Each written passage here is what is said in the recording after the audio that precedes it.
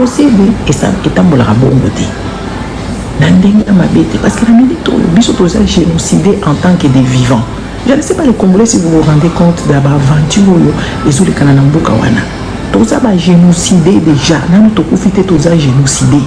Maintenant sikoyo génocide kwana oyo bachilombo baki kofete na ba Denis Nyaki baki ko commémorer, est-ce que bazo incarner vraiment génocide ya ba Congolais bakufa parce que biso oyo toza nanu envie awa bango bazo yeba te ke toza génocidé mbongo kutu ya batu bakufa na Kisangani ezokende la port ezokoma kuna tutute. Donc biso awa soki olobi makambo bawe koloba baye ko manipuler bino eza manipulation. Génocide wana baye ko fete kuna ezali manipulation. Yango ngana talaki kana bina bana na kimia ponga na zo ingala mutu na ngezonga bien koza la congolaise ali koza la zoba koza la congolaise ali koza la kaka na ba manifestation ba makambo zanga tina parce que depuis kala oyo Tshilombo akotaki na pouvoir ane ya liboso ane ya mibale asalaki consultation. Fona lokapo naza na hotel fona lokapo sa ya koloba bien eza makambo mozoba oyo Tshilombo baye kosalela bino kuna ezali bato ba feti baye kosala na bango feti na bango na ndenga mabete parce que Tshilombo na minute oyo asi a génocide ba Congolais ye moko de ses propres mains toyoka ka bango kuna na ba Lisette Kabanga bazokanga ba Congolais o balingi baloba makambo ezolekana te. Tout ça là elongwe Kabila mutozai koboma batu et comme disusu era pouvoir Kabila bazai koloba Kabila mutozai kobomisa batu kuna ezalaki Kagame te ezalaki Kabila mutozai kobomisa batu na pouvoir na ye na kati ya mboka biso nyonso toyebi makambo wana eza batu oyo balingi kaka ba manifestation bato bazalaka na balingaka génocide et elobama na kati ya mboka parce que génocide ezate ke biso ba Congolais tolamoki lelo tolobi lelo eza génocide date oyo ya génocide oyo batiaki wana ezalaki bato bavandi balobi bon jour tokozwa tribunal ya Congo bakokende kosambisa bato basali génocide oyo toyebi bakombo oyo basi basali cartographie ya makambo ya kala nde tokoya koloba ke oui ekomi date na biso yango tosi topona po toyebi ba massacre place elekanaki telle date nde basalaki moi consensus wana bayokani balobi jour oyo songolo tokobanda kosala génocide na biso nano elobama te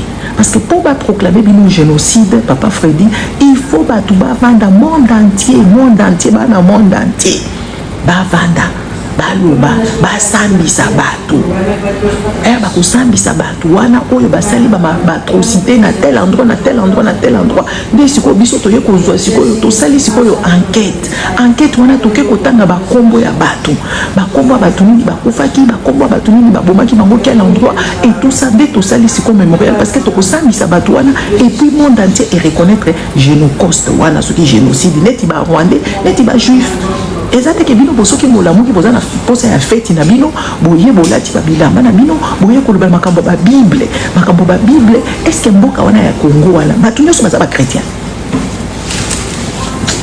Je me déplace et sinon je vais déranger.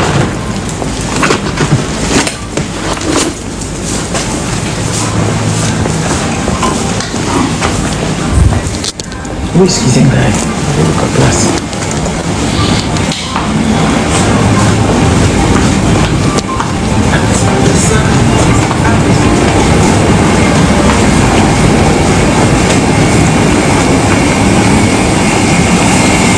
Solo parce que makambo ya ba aventure ya lolenge boye bandeko na ngai ezali vraiment eloko moko dégueulasse bakomi kozwa bato oyo bazalaki na ba problème oyo ba komaki na ba problème oyo bazali na ba stigmate baya ko exhibele bino po baswa bino na kati ya mouvement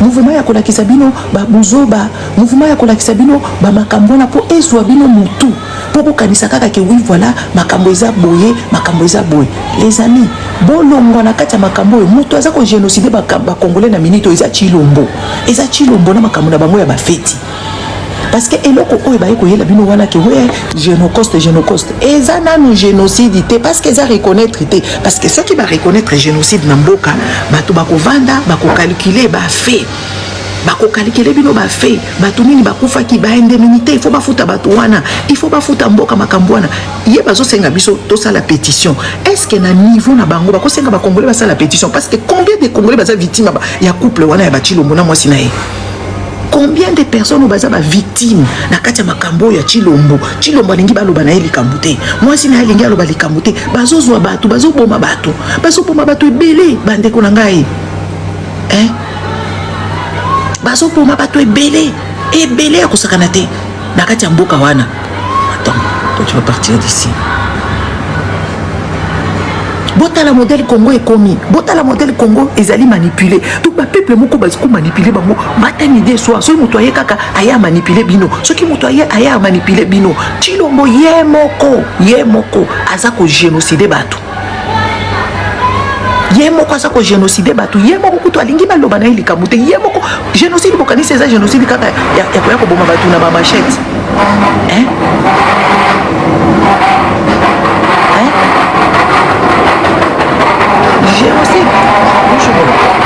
Génocide bokani c'est kaka baye babomi bato mais génocide boza na nzalati insécurité wana eza génocide insécurité eza na kati ya mboka wana eza génocide. Et comment est-ce que ba congolais beaucoup comprendre te beaucoup côté ba bêtises on a besoin kola sabino et puis baso yebisa bino que oui génocide pour Kagame aboma bino eza n'importe quoi. Il faut baloba na bino makamu modèle ezali. Il faut baloba na bino makamu kutu ya 30 ans de to régler en côté. Oyo ezolekana na minute oyo. Oyo ezolekana na minute oyo. Oyo ezolekana na minute oyo kutu bazoloba wana basalele yango enquête te cartographie ezali rapport mapping ezali. Chilombo akotaki na pouvoir, qu'est-ce qu'il a dit? Rapport mapping oyo ba kutu ba congolais mutu basala ngote ba opposant mutu basala ngote ezali ba ngomoko ba salaki cartographie ba bengi rapport mapping wana Chilombo docteur Mukwege era salaki consultation na ye ya liboso era comment ko sala avant sala ba dégâts minene ko salaki aw. Docteur Mukwege, qu'est-ce qu'il était venu faire? Il lui a ramené ma rapport mapping. Tokende na makambo yo signé basé la kabino te bossa la pétition et le ko Denis Nyanke rezo senga bino que oui ba senga bossa la pétition te balobi nation donc au balobi gouvernement congolais ba signer rapport mapping ba kende ko senga nani ko reconnaître génocide il faut ba sambi sabato et ba sala ba atrocité wana. Il faut reconnaître batu o basali ba nini wana ba reconnaître ba kombo na bango ba sala makambo na ndenge sengeli na ndenge l'état na ndenge nani ba mukili oyo esengaka ezate ke bino bovandi boke ko vanda kuna bo mela après bo sala ka makambo. L'histoire, ce n'est pas aller là-bas, commencer à faire des manifestations. Après, vous faites vos manifestations, vous mangez, vous buvez, vous vous habillez, vous venez devant les gens avec des propos qui sont incohérents. Ba propos moko désobligeant, ba propos moko ezangatina. Ya ba Bible, Bible liko lo babo. Na Congo kuna ezana batu basambela kate, na Congo eza kuna na batu bazaba musulman, na Congo kuna ezana batu bazana ba maikari soki ba nani na ba nini oyo et tout ça boya ko pesa biso mitu pasi na makambo ezangatina. Mais rapport mapping eza wana. Ba lobaki na bino depuis Chilombo au pouvoir. Bazolo banagé rapport mapping eza wana. Lui, il n'a pas signé. Balobi, l'État congolais doit demander. Ce n'est pas à vous de faire des pétitions. Parce qu'on s'abino. Ce n'est pas à vous de faire des pétitions. De dire que oui, voilà, vous avez les pétitions. Débat qui ne reconnaître un génocide. Non.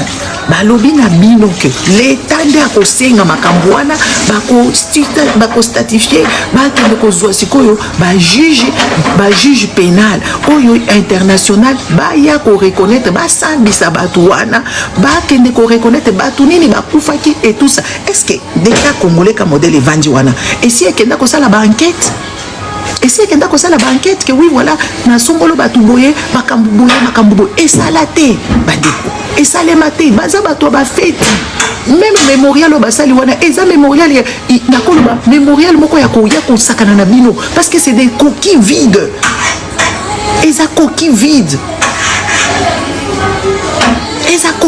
bandeko nanga mémorial wana bazuka to akasai ya kamwena sapu nde bache baluba wana bache bakombo na bango kuna et tout ça bakeite bisika ya makambo wana ebandaki bana wa balakisi bino ya est wana eza kaka baya kocha bino poudre dans les yeux pour vous dire que oui voilà bango basali musala moko esalemi wana ezate musala moko esalemi ezate eza coquille vide bandeko na ngai coquille vide des années eloko boko na quantité génocoste ezali kaka bato bavandaki balobi bon jour tokozwa tribunal na biso pour le Congo bakende kosambisa bato wana to reconnaître bato wana oyo bakufaki kuna. Je vous laisse la place, madame. Oh, ça vous pouvez rester. Je ne juge pas de cela, mais ça ne me gêne pas. Merci. Eza buso babandeko na ngai, pourquoi ba congolais beaucoup za la boye? Pourquoi beaucoup za la boye? Na minute au mutozo j'ai décidé ba congolais alingi kutu ba congolais ba kota la mboka na bango te. Soki kaka oye ko fungola manga na yo ba tio na ba prison oyo ya lobaki ya kokanga. O Lisette Kabanga zo boma bato. Ngai ba vidéo na ba audio o ba tinde la kabiso. Vous ne savez pas comment est-ce que les congolais sur place bazo souffrir. Bota la kaka insécurité wana za na mboka wana. Muto alingi bino ko kende ko sambela bato oyo akokende ko ya ko vandela bino ko sala ba cérémonie ezanga tina sans même ko se remettre en question. Ce qui batu baye ko ba makambona o biso toza batu mabe. Ce qui batu baye ko éveiller bino conscience o biso toza ba rwandais. Na makambo ezo lekana wana modèle kaka ba congolais bazo souffrir. On essaie génocide te boyebi batu combien bazo kufa sur les balles. Boyebi combien bazo kufa kaka pour l'insécurité o yazo ko ka contenir ba congolais te pour na kolakisa bango sécurité. Yazo ko quand même pas. Bota la modèle na yebi te ba congolais ce qui boka wana ezo valoir biso. Il n'y a pas question de pétition. Bah, si Yebisaki Bango que oui, vous demandez ça, c'est à l'État congolais. L'État congolais. C'est à l'État congolais de demander à ce que le tribunal pour le Congo est Salema. N'est-il le tribunal pour le Rwanda? Parce qu'il y a aussi et qu'il y a Salema. Dès nous, comme ça, ils ont dit que la pétition. Ils ont dit que l'État a un avocat compétent. L'État. Akende na kati ya ba archive azwa rapport mapping aya koloba makambo yango oyo ti bato wana baza envie bato basala ba soki po botanga ba kombo baza envie o basala makambo wana ti bato wana bakokufa donc ba congolais bako juger bango à titre posthume o soki moto akufi bako juger quand même donc ekozala na effet mon côté donc bato wana basala ba makambo ya babe na Congo kuna bakozala ka jamais interpellé po bakokufa na bango basi bakomi mikolo botala moto oyo asala ki génocide. Oh, bah, ça là qui va massacre par exemple na nani na Congo kuna bato ça là qui va massacre na Congo kuna bazalaka peut-être na ba 40 ans les lots qui toqué pour calculer 35 ans plus tard 40 ans plus tard donc bato là va combien na 80 ans à 80 ans ce sont des personnes bah commis déjà na défiance mentale bah commis déjà bah vivre vie na bango normalement paisiblement pendant les 40 ans qui ont suivi mais nous siko besoin na coquille vide bande ko ngai mémorial ezalaka na Rwanda wana ezalaki ba juger bato ba bengisi bango kuna ba ibisi bango ba ke batangi ba kombo bato mususu ba pirjaka prison tilelo ceux qui ba victime o bazalaki wana o bazikisaki o ba boy bato nyoso baza kuna ba yebi makambo na bazui bato na ba tie bango na boloko ba sambisi bango ezana bato mususu ba interpeller bango tilelo o basala makamuna na Allemagne mais c'est pas bino génocoste na bino besoin ko sala pampante bo dépenser kaka bongo ya l'état mais entre temps na kenda ko benga ba M23 na kenda ko benga bango ba M23 ezaye moko kaka te ba congolais bo fungola miso bandeko tokotala tokotia bango piège. Oui, on va voir. Parce que ces gens-là, ils viennent vous manipuler parce que inconscience collective, ils en ont beaucoup, ils sont grave. Inconscience collective oh ils ont mboka wana ezali vraiment bizarre on ne peut pas comprendre heureusement ba congolais ebele bazali ko bouillonner ba congolais ebele baza ko mijoter ba congolais ebele baza ko mijoter na kati na bango po ministre ya affaires intérieures à tout bango nani azoko sa balobi yo la vidéo ezali ba yokisa ki bango soni bandeko beaucoup zalaka manipuler boye jusqu'à ce point quand même beaucoup zalaka manipuler bololenge boyete. Parce que génocide ezalaka reconnu ezalaka basambisi bato ezate ke bino boye kaka bosali mémorial na bino koki vide oyo bosali mémorial na bino boye na bango awa ouais boye na koki vide na bino bosali ka mémorial sans que makambo esambisama bandeko sans que justice esalema sans que bosenga la justice pour le Congo avec déjà rapport mapping oyo ya kala oyo ya sikeza makambo mosusu oyo ya kala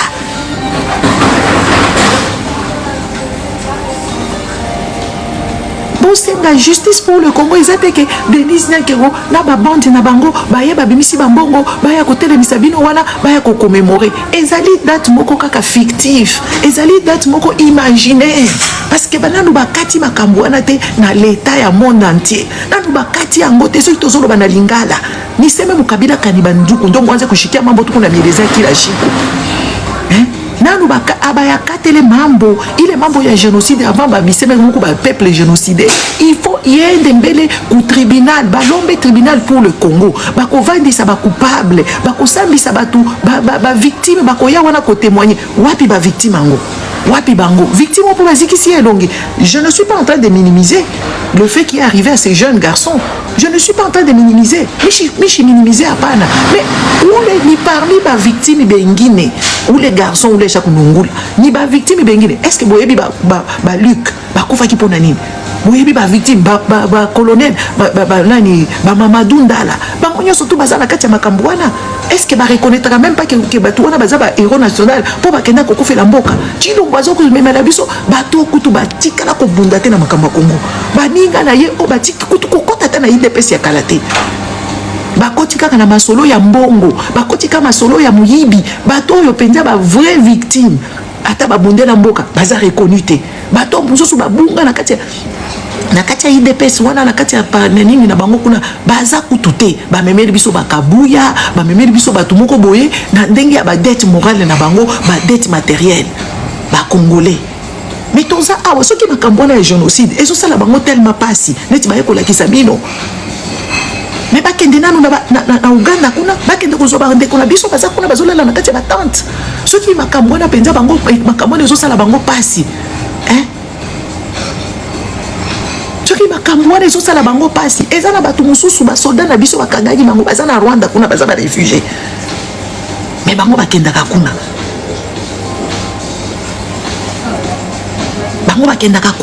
bakendaka kuna mbongo oyo eza destiné na bato ya Kisangani oyo bakufaki bacimetière ezali bato mosusu baza vivant omoni soki nanga akotaki te bato ya Kisangani basi base decidaki ke bakotambola ti na Kinshasa makolo bakende kosenga bambongo na bango oyo ezo revenir na bango bomonaka te Denis Nyakero soki ake Kisangani bawololaka ye kuna bapesaka ye kutu tanga lobela bango eza ba vidéo ezali pas une fois pas deux fois Denis Nyakero asi akenda na Kisangani kuna alingi alobela bango baboyi balobi yete akoloba te atika micro akenda parce que biloko bino bozozwango avec beaucoup de légèreté soi-disant na Kinshasa des politiques et ça les maka na batu oyo baza ko vivre makambo wana en chair et dans leur être bazali ezana ba papa mususu babungisa bana akoyi AVC makambo ebele ba atrocité ezaka kuna na Kisangani oyo mbongo na bango il fallait redevenir et revenir na bango ba pesa bango te siko bango ba koya koyebisa bino wana kaka oui ba ye ko fêter Génocide bozo bona tiki bino ko bazo sala bino na mboka na eza normalité bozo bona tiki bino ko bazo sala na mboka na eza te bandi wana génocide na kaso ko mabatu na Congo te eza Kagame te mtazo ko mabatu na Congo ezali incompétence ya l'état l'État n'a besoin d'être compétent avec ce qui se passe dans ce pays-là. Hein?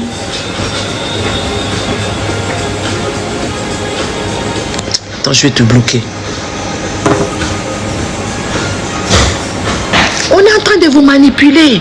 Nous avons vu le même monsieur ici, il n'y a pas longtemps, en train de nous dire que oui, son partenaire fiable, c'est Kagame, c'est son frère, ils se sont mis main dans la main et tout ça. Comment un peuple peut se faire manipuler à ce point? Comment un peuple normal a se faire manipuler à ce point? Il n'y a pas trop longtemps, on vous prend pour de bleus. Parce qu'on a bien bazoba. Il faut prendre pour des bleus. Genre vous n'avez pas de capacité mentale de réfléchir. Vous êtes appris, n'habitez pas cerveau, n'a bien à côté. Comment est-ce qu'on peut vous amadouer à ce point? Nous ne faisons que relater des choses qui sont vraies. Hein? Nous ne sommes qu'en train de relater les choses vraies, véridiques.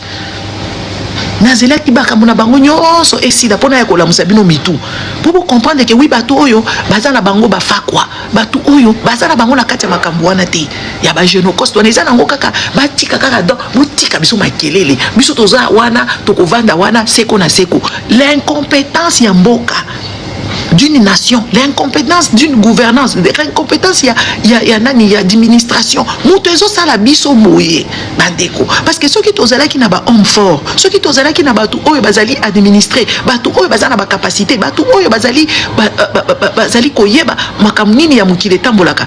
Makambo elingaki ezala déjà aussi la RT moko tangi na pouvoir. Mais il n'a pas compris.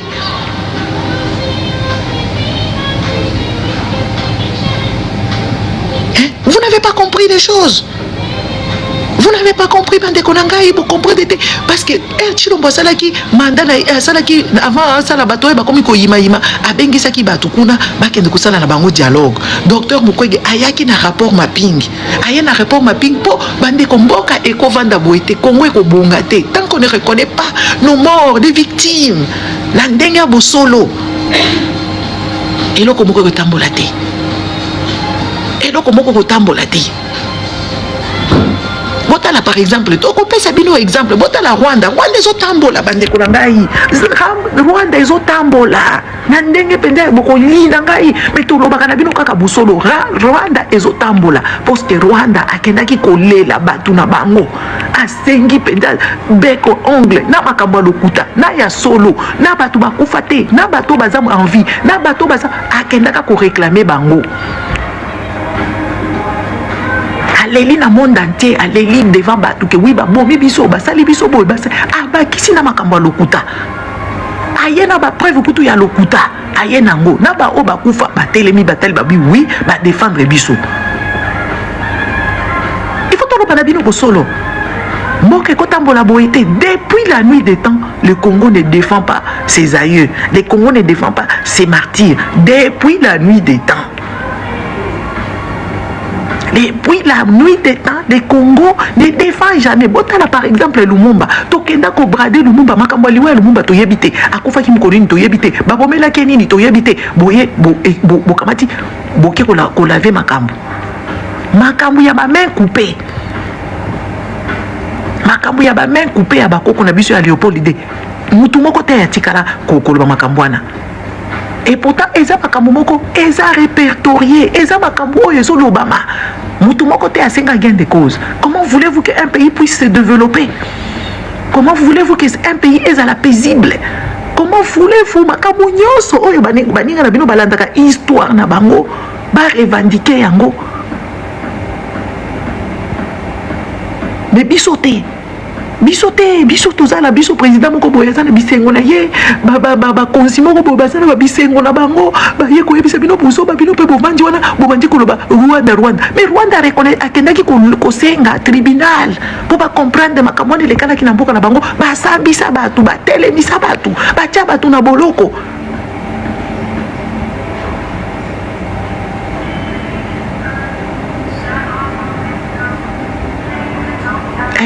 Comme makambo ba congolais oyo oyebi ngana vandi lelo na tongo na solo lina muninga na ngaboko na lobi eloko nini esala ka biso tolo baka makambo oyo to finga maka to zwa ba vie na biso to tiango en danger to zwa avenir na biso to tiango na kati entre parenthèses mais batongo bazo comprendre te.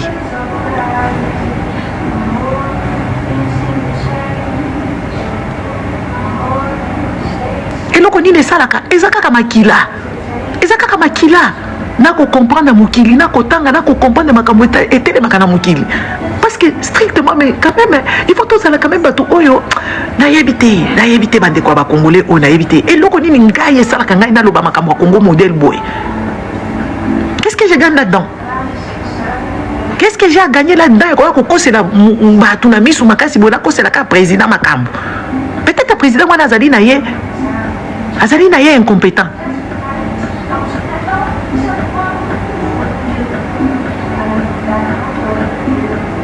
Nini salaka président peut-être azali incompétent, entouré na ba incompétent. Yango so comprendre te président mobimba soki abimi azolo ba kama makambo ezanga tina. Makambo ezanga tina ya ba Bible. Bilo connaît ça ba bêtise. Est-ce que biso tokolo bela makambo ya nani? Hein? Est-ce que biso toko vanda kaka to bandi ko ba makambo ba Bible? Makambo Bible na biso eza makambo ezole kana na Congo, incompétence, tozolo ba crime, tozolo ba désordre, ba salité. Biso tozala makambo ko te ya mususu. Et ko sa peuple basala ka bongo te. Peuple basala ka bongo te. Qu'est-ce que je propose? Qu'est-ce que je propose? D'aller faire quoi? D'aller prendre le rapport mapping? Hein? D'aller prendre le rapport mapping, d'aller porter plainte. La pétition. Pétition, ni bino ba congolais bokosala. Bozana internet. Est-ce que boyebi même ba majorité ba congolais, ba yebi même pas modèle ba la pétition. Tout le monde a bino so tolobi na bino to la pétition en modèle. Ba sala ka ndenge nini? Est-ce que bozana courant? Est-ce que bozali na ba méga ou ba pesi bino que oui boke ko sala pétition. Pétition ça les meka côté nini? Hein?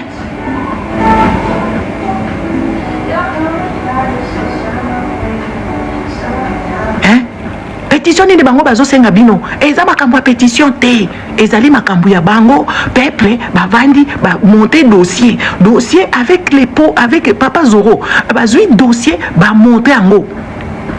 Attends Josephine Alain, attends je te bloqué imbécile. Hein? Eza makambo ya ba congolais te basa la pétition congolais aza nini? Est-ce que congolais aza mayele ya la pétition? Congolais Adama Yela a la pétition. Hein? Congolais Adama Yela était à la pétition. Ayebi même pas comment va la pétition. Pétition on va senga ka pas comprendre même pas comment va la pétition. Hein?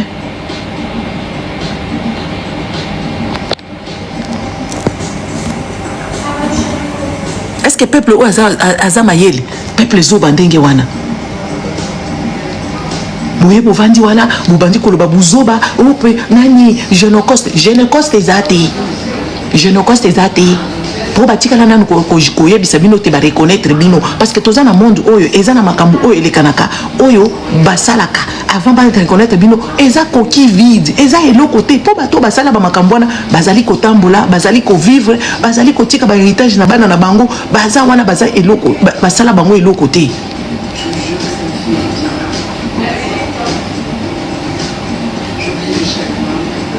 Je ne coste ni bino boke kotambola wana boteleni et puis popandi ko sebe bino bozo ko lia mbongo bino bozo ko tia batu na kati ba prison bino bozo ko boya batu baya na Congo et puis bino nde boko telema wana bobandi ko yebisa biso que oui biso to telema to tekende ko ma pétition ko ma pétition yo moko Denis Nyankeo ko ma pétition wana bino ko na boyebisa kaka bazoba boyebisa kaka bazoba ba congolais o bazo comprendre makamute parce que eza bongo te balobaki on attend le gouvernement de Chilombo le gouvernement congolais aya ko senga makambo wana.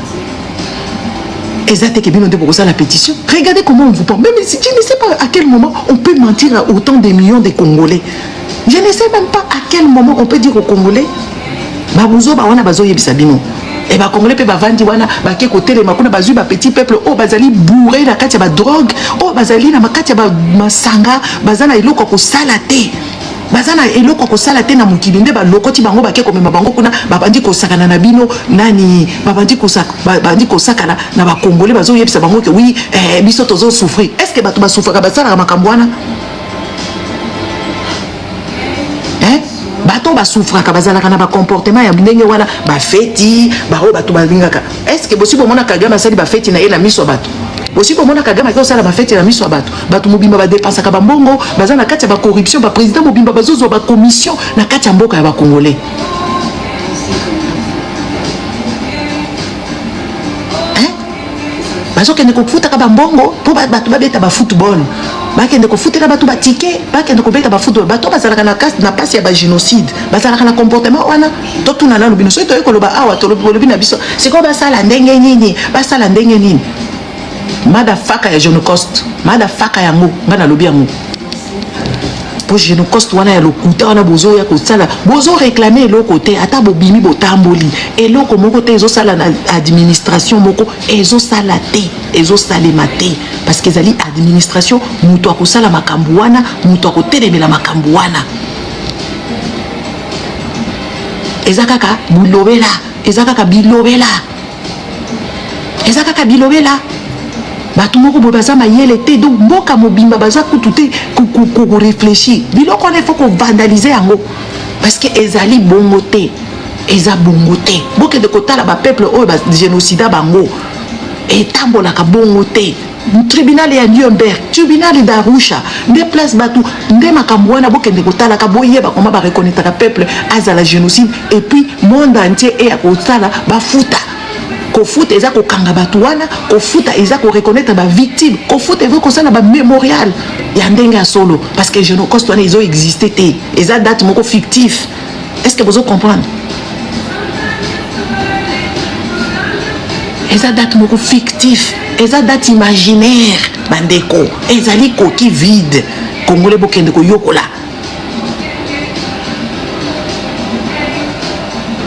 Bokende ko yokola. Bokomona keza nango date kaka imaginaire batu boko ba s'imaginer to vandaki batu balobi bon neti tozo zela jour tribunal de Salema allez yango allez tozui date oyo ndeko za la date wana batiango andenge symbolique parce que la justice n'a pas été rendue, la justice n'a pas été faite. Est-ce que vous comprenez au moins la situation? Vous comprenez au moins les choses? La justice n'a pas été faite et puis ce n'est pas à eux de vous demander à vous de faire une pétition. Et ça a été bango il faut pas ça dans des dossiers ba matisa le rapport mapping et que de kokanga batu et que de kotala banquette ba sala makamunyo so pour rapport ils a déjà ce qui pas kobaki ça makamu mususu na likolo ya rapport mapping babakisi mais na minute oyo ezali rapport mapping eza wana to kanga nanu batu wana o basala ki ba makobola o bakenda ko sala ba massacre songolo pakala bisika nyonso nde makambo eza wana ti. Et bon, ma camone ça ko tchaba mémorial kaka ya ba coquille vide. Est-ce que vous kendaka ko visiter ta ba mémorial ya baninga pour comprendre ma camone le kana ki wana? Hein?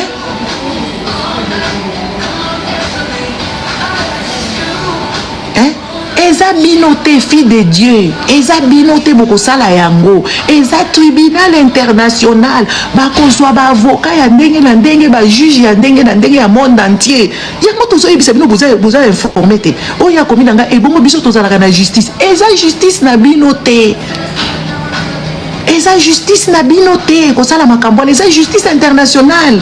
Est-ce que vous comprenez makambo eza wana? Eza justice ya ba congolais te muto ko statifier makambo wana. Eza justice internationale fille de Dieu. Vous comprenez? Eza binoté boko sala makambo wana eza justice internationale. Yango na yebisi bino bokende kotala nanu makambo de kanaki na Nuremberg, bokende kotala makambo de kaki pour le tribunal pour le Rwanda na Arusha et puis ko salema na Congo te. Et ça demaka na Rwanda te pona nini po ezala ki équitable po ezala na crédibilité. Yango mama na bino Denise Nyaki wa yebisi bino bo signer pétition na bino ko toucher mutu moko te ezali nation mutu asengaka nation ezali administration esengaka na ba motivation oyo eza normal oyo ezo ko prétendre juridiquement dès ko senga que oui voilà biso tozana boye biso tozana boye yango oyo biso toye en tant que nation en tant que Congo toye eza ba pétition na bino te eza pétition mon côté Denise. Et sa pétition te moute ko sala keba kende ko sala tribunal pour le Congo parce que wana nyonso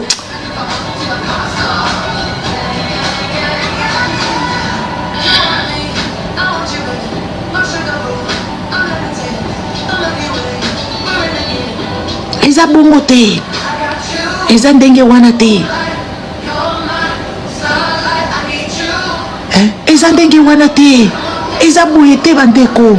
Ba Congolais bovandi na Kinshasa ba Kinois tozoloba na bino te boza bato bokendaka kolanda kaka bakambu ngulu po bakopesa bino mbongo boye boke kuna konfete génocide po bakopesa bino masanga bakopesa bino ba 5000 francs eza bongo te. Boka wane ko bonga te tant que vous n'allez pas reconnaître ce qui s'est passé d'atroce. Atrocité nyonso de cas ba massacre nyonso de cas ba makam nyonso zo de cas yango boza ba victime ya ba motard yango boza ba victime bisika nyonso bozo de cas boza ba victime ya nzala victime ya salité po izana bato bazana rien à voir na makambo yo mais ba kufa po bazo yebisa bino ba viola basi et bon na Kinshasa kuna nde bazo violer basi kuna te na ba hôpital tozo mona violence ez ba yebisa bino ezaka pénétration violence ezako beta bato kobeta batu modèle babeta ka violence eza kaka ko arrestation arbitraire makambo bayaka kobeta ba mama Marie ko kanga mama Marie ko ya ko tuna et violence bila moso kanisa violence eza kaka ba sexe violence ya komona neti bazo violer bino ba droit na bino ba droit civique na bino violence ya nde nyonso eza ko faire partie c'est comme makambo ya Génocost oyo c'est du n'importe quoi ochilombaye na Bible balobi boye na Bible et tout ça point de citation. Est-ce que bino boza na besoin ko yokola ka Bible ba passe na bino nyoso bozo vivre il faut pas se référer na makambo Bible. Est-ce que président ça kana comportement mole so to lobi boye o ba ko kanga biso ko sala boyete biso to ko sala autre biso to ko sala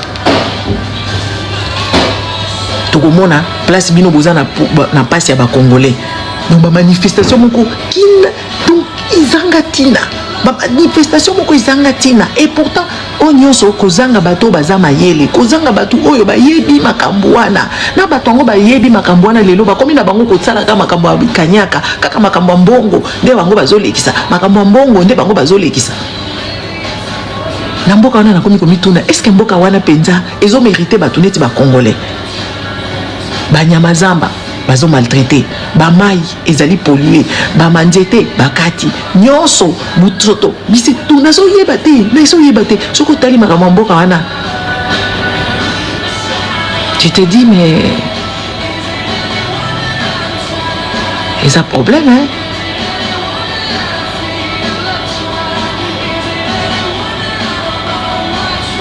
Toko tali kama makambo mboka wana c'est un problème tala ba cimetière ti congolais soki akufi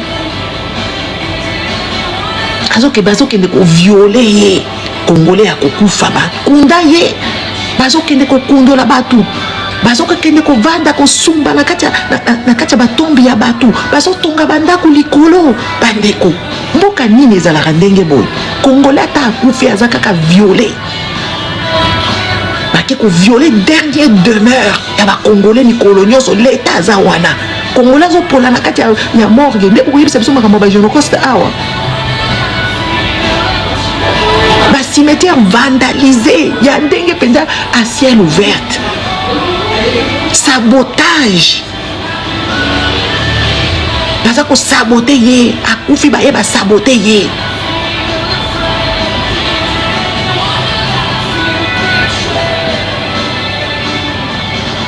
mboka lolenge boye nde bato wana bazokende koloba makambo bazo violente ba congolais tina kati ya dernière demeure na bango l'état zotala soki toye koloba biso toza ba nzoba toza ba rwandais tozali ba soki ba biloko nini et tout ça on va voir ce qui va se passer.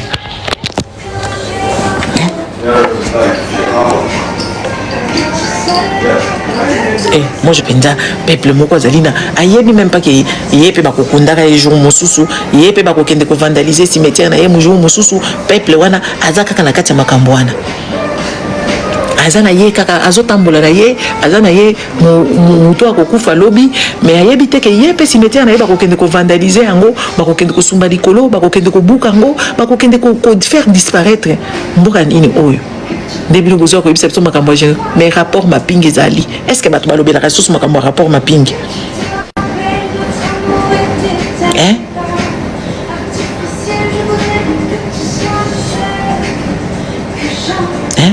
bato bake kokuta na le 1er août ba cimetière ya bandeko na bango ezo existé te bakamati bati yango likolo bazosala nango soki makambo nini peuple nini oyo azali susu na respecté peuple moko azali susu na respecté même na bato bakufa est-ce que c'est normal peuple nini oyo aza ko respecté ba wete ye moko mo futur mo eza yonga ibiso nyonso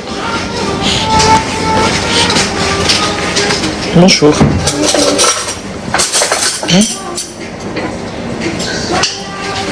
futur mo eza yo ngai biso nyonso toza ba futur mo est-ce que makambo le Canada baninga o bakufa boko sepela nango seke ezalaki bino boko sepela nango les 1er août bato bake kokutana na makambo partout dans la République et ça kutu ba fait nini comment on appelle ça, ce ne sont même pas des faits moko isolés ba fait nyonso na mboka mobimba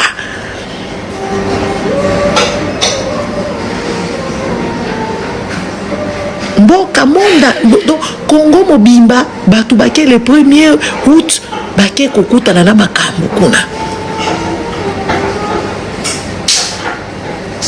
bake kokuta na makambo bandeko na bango ba cimetière vandalisé ba cimetière o bato bakomi vanda likolo bazotia ba toilette likolo et tout ça Congo mobimba makambo wana ba vidéo na ba Congo tomoni makambo wana na kuzoki Congo central tomoni makambo wana na Katanga tomoni makambo wana bisika nyoso na Kinshasa kutukoloba te bato bakoma na bango ka ndenge wana bana na bango babengani bango na kati ya bandako au nom de Dieu bakomi kovanda na likolo ba cimetière na cimetière à Gombe kuna ekoma kana ekoma ba hôtel soki ba chambre d'hôtel bato bakende kosala kama makambo na bango ba buzo ba likolo Congo mobimba le 1er août wana chanine journée des parents baki kokuta ba parents na bango basi ba vandaliser ba tombe na bango bato bazo komi ko vanda likolo ceux qui toye ko bato za kaka bazoba mais yeba ke yoza futur défunt yoza futur défunt ngai naza futur défunt c'est incroyable ya ba mama ya bato ebunga bato bakoma ko vanda na bango na kati ya ba cimetière Congo eza munene ya niveau ko sakana te Congo eza munene niveau ya ko sakana te mais bato balamuki kaka boye allez bazokende kolala na ba cimetière ko vandaliser ba cimetière l'état ata moko te ils ont intrigué l'état ils ont intrigué makambo wana te esali eloko te bati batongo bazovanda kaka ndenge wana ata bato baye kolela okolela na munoko ya mbwa mutu moko koyoka yo te parce que ça ne touche pas ces gens là mais c'est vous qui acclamez ces gens là c'est vous qui acclamez parce que bino bapekisa bino laissez les morts enterrer les morts bozali incapable ya kosala partie ya kokende ko défendre bakoko na bino ko défendre baboti na bino na ba dernier demeure na bango ba chinois baye ba libanais baye bazotonga bandako likolo ya ancien cimetière babikuwa wana ekendaka wapi même pas kochango ke oui to enterré awa batu ya depuis 1900 songolo parala tozo vandisa bango côté boye tozo sala makambo boye non bino nde boko fêter biso je ne crois ya bato kutu boye bité bato kutu bino moko bozo sala makambo ne perdurer makamane perdurer pour bino botika la bakonzi yango ya lolenge boye vous soyez fiers vous êtes fiers de votre gouvernance vous êtes fiers de vos mandats vous êtes fiers et vous voulez encore rester 3e mandat et changer la constitution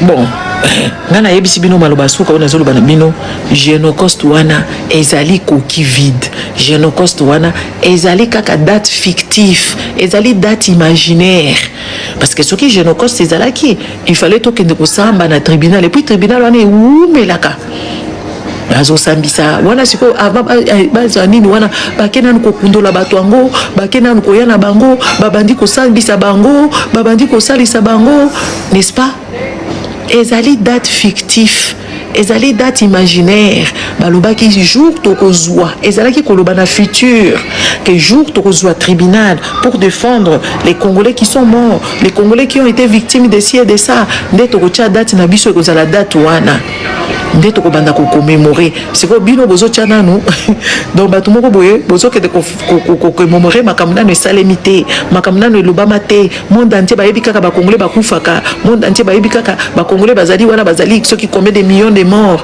et tout ça mais sans être jugé sans qu'il y ait la justice ba comptabilisaka ba juif ba comptabilisaka bango parce que ba comptabilisaki bango na ndenga bosolo ba comptabilisaka ba rwandais wana bazalaki bango génocide ou bien ba arménien eza makambo oyo bato akendaki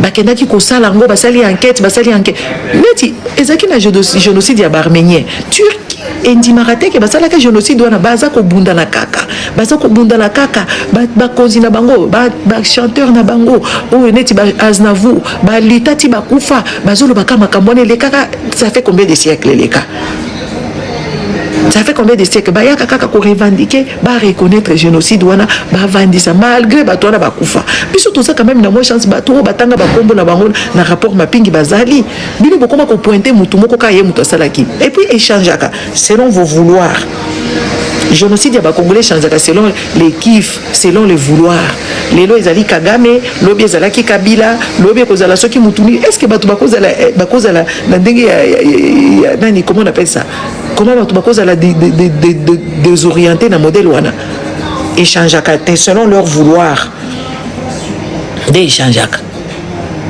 lelo botangi kombo ya boye lobi botangi kombo bato bozotanga bakombo baza baprésumé ezali présumé bazali baprésumé parce que bakangi nanu bango te basambisi bango te batikala koloba ke yo osalaki likambo wana avec les preuves yango wana ifo tosenga bato botangaka bakombo na bango bazali baprésumé innocent na ndenge ya justice oyo ya mokili bino koza na bajustice na bino ya ténèbre soki ya monde de Dieu soki ya monde ya Satan justice oyo ya mokili elobi bato oyo il faut basambisa bango bakanga bango coupable yo zalaki wana yo muto zalaki na commandement yo muto sengaki bakata courant bana bakufa na kati ya bakouveuse bana basalaka boye yo zalaki wana en tant que chef des armées yango oyo bato bozo vanda na bango kuna na kati ya Congo ebele basala ba génocide wana ba Jean-Pierre Bemba wana basala ba génocide basala yango mais bozo vanda na bango bozo betela bango maboko bozo benga bango ba nani baigwe. On est en train de s'aimer mal na Congo na toza na ko s'aimer mbuma ya mabe na kati ya bana na biso tozo s'aimer mbuma ya mabe na ba génération nyonso suivant bino kaka ba étranger mutu basala ka makambo mabe e bongo ba mususu eza ba collaborer eza na bato mususu ba benga bango ba colonel biso ki ba général Pétain bachaka bango na côté ya mauvais ya l'histoire donc bino kaka baninga nde bayaka kosala mabe e bongo bino moko comportement na bino ya ba trafiquant ya ba coltan comportement na bino ya kotonga na ba zone de guerre ya ko s'enrichir illicitement na kati ya ba guerre eza ba comportement ezo senga ba congolais bazo kufebele vous faites partie de ces génocidaires. Vous faites partie, les Congolais font partie des génocidaires. C'est taire, être du côté du pouvoir, vous en faites partie. Ça, vous devez le savoir.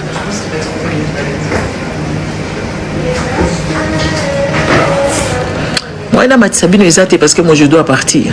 Je suis pour moi en train de prendre mon temps en tant que maman, en tant que moi. Là, je ne suis pas maman, je suis pour moi Gisèle. Je n'ai pas, dans ma tête, je n'ai pas d'enfant, je suis seule pour me booster, pour prendre de l'air. Mais ma Congo Oyo, Hermoko photo ya kakaka.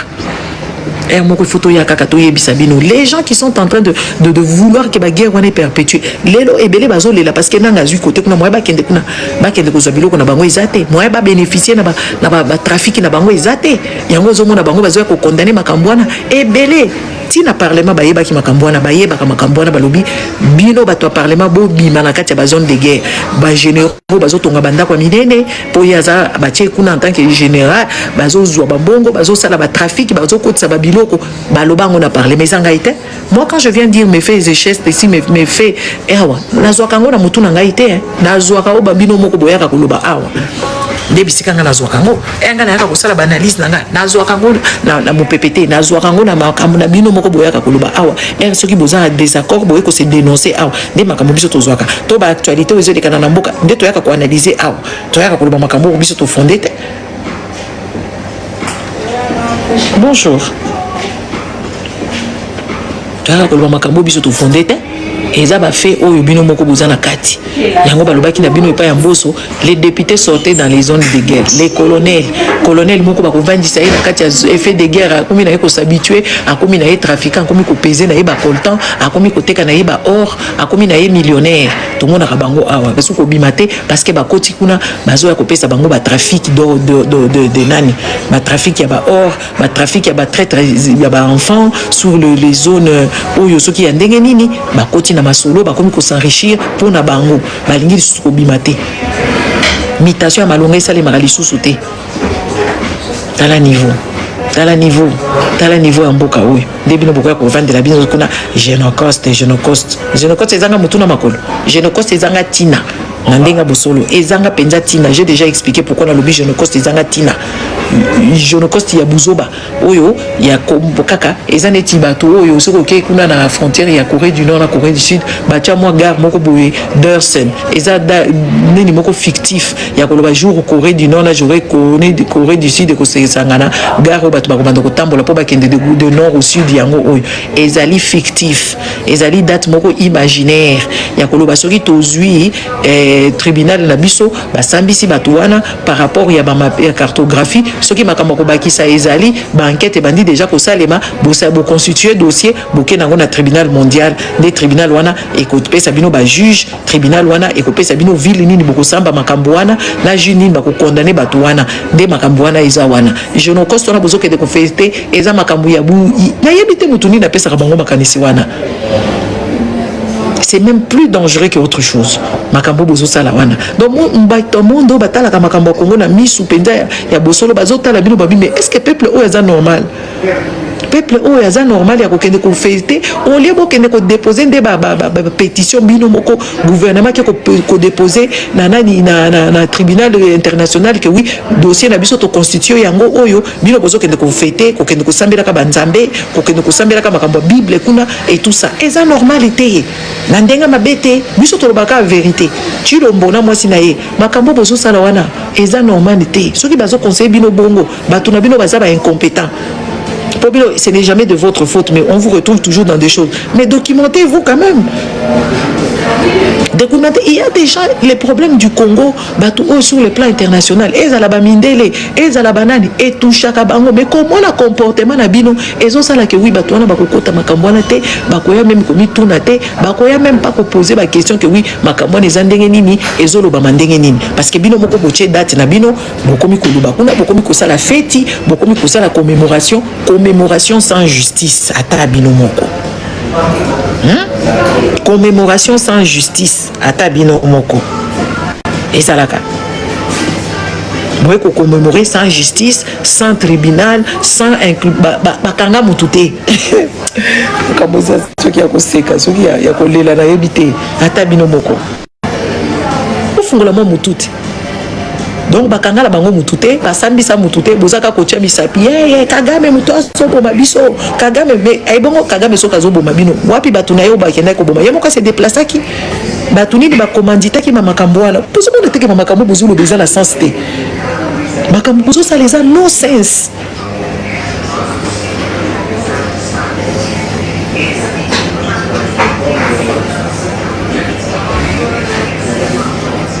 Donc génocide oh bozo ke de ko festoyer bozo senga siko na peuple o ya zana nzala peuple o boyiba embongo ya ram. Bonjour madame. Peuple o boyiba embongo ya ram peuple o bopinisa ke makambo nyonso boke ko binisa ba Moïse mbie bofuti bango ba caché. Mais c'est quoi ce problème qui vous tourmente?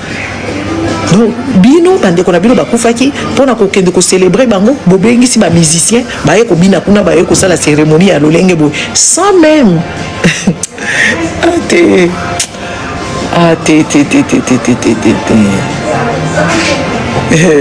éviter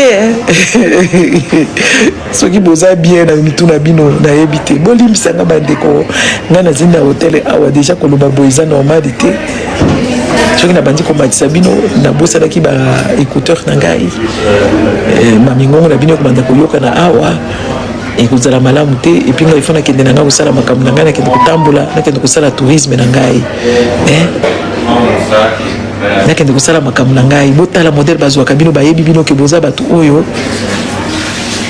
boza mayele te. En fait ils vous prennent pour des bleus bazwaka bino bazoba donc bayebi bango dini basepelaka nango musique allez musique ya nini ya Moïse Mbie tocha musique Mbie vieux gege baye na ye et puis vieux gege wana bazozwa epo ya lobaki makambo ba lepre bazui ba kangise munoko n'est-ce pas bakangisi ye munoko balobi vieux gege moi na ngai peut-être année prochaine na komema ye na Japon pour ye souhait na ye il faut aller na Japon na komema moi na ngai ya na Japon année prochaine bandeko donc bakamati baye koloba buzoba bakamati baye koloba na bango buzoba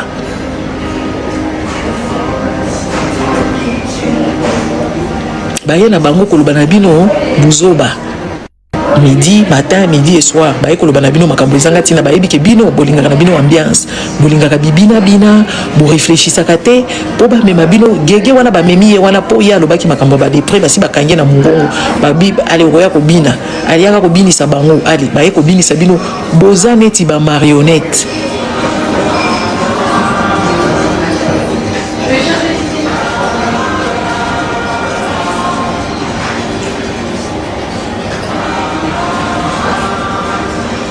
boza ba marionnette bazui bino boke makambo boyebi mutuna makolote indépendance na biso awa fête de l'indépendance n'est-ce pas et uti koleka awa kaka ndenge wana donc peuple mobimba reconnaître que même pas bato bakufela ye avant soi-disant indépendance et puis bilon des peuples bokobonga bokobonga te bandeko na ndenga mabete puis mboka ne ko disparaître mboka wane ko disparaître parce que bosalaka na mémoire na bato bakufela mboka wana te bozo kende au fur et à mesure bozo kende ko anéantir bango bokomina bato babundela bato bakuna baninga tomona kaso basali ata hôpital ya sika bazui kombo ya ba martyr kingani bacheye wana papa martyr na biso nan to valoriser bango te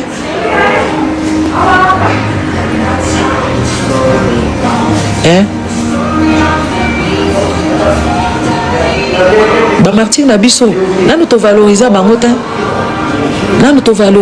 te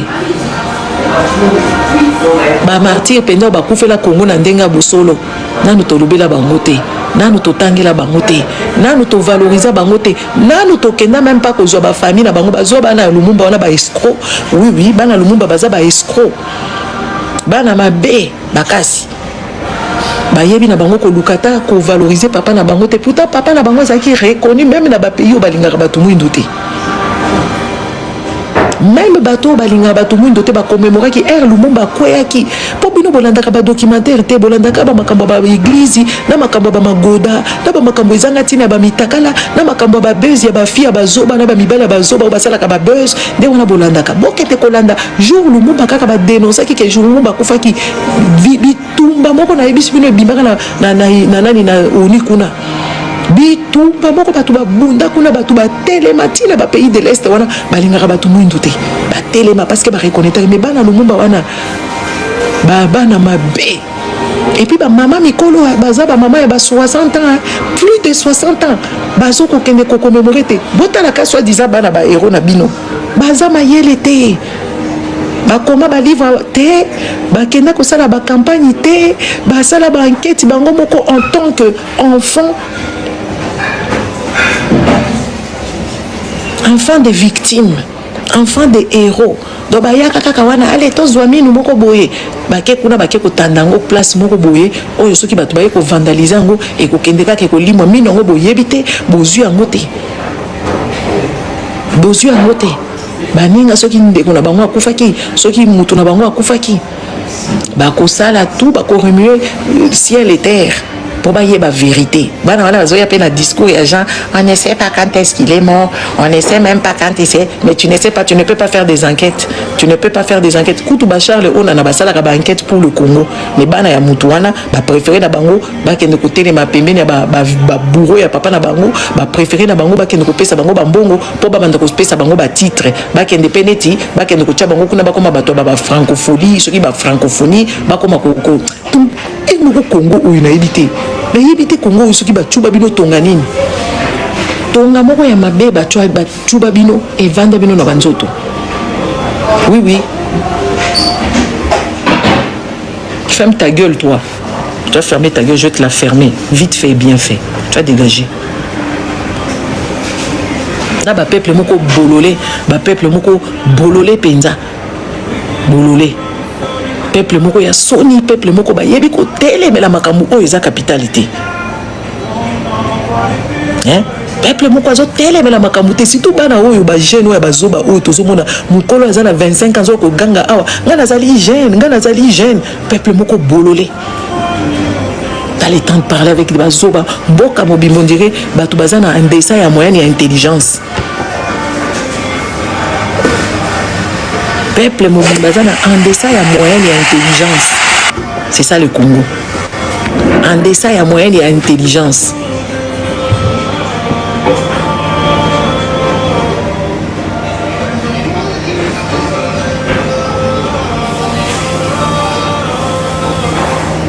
Zela na bloqué comme ça, vous voyez, comme modèle ngana kima ki Congo.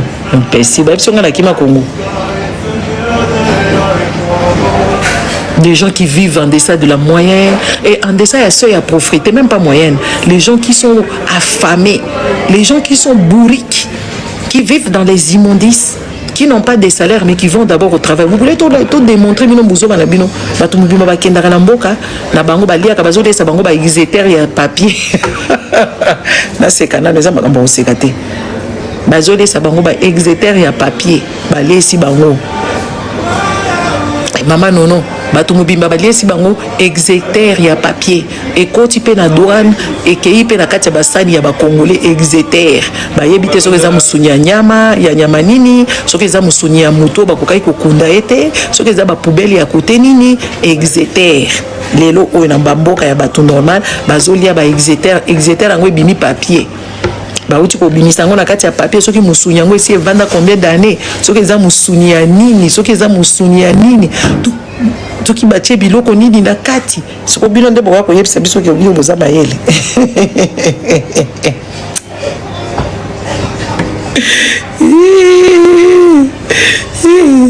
eba kongole nazo yebisa bango tala kokunda na poto ezalaka cher te kokunda mutu na poto c'est dans les 2000 €, n'est-ce pas? Pauline soki qui kumba Paulin qui kumba ya mama na yo pe tout fina yo na mama na yo na batu nyoso famille na bino voilà dia ko tuna bloqué yo ta elumi tala kingo munene neti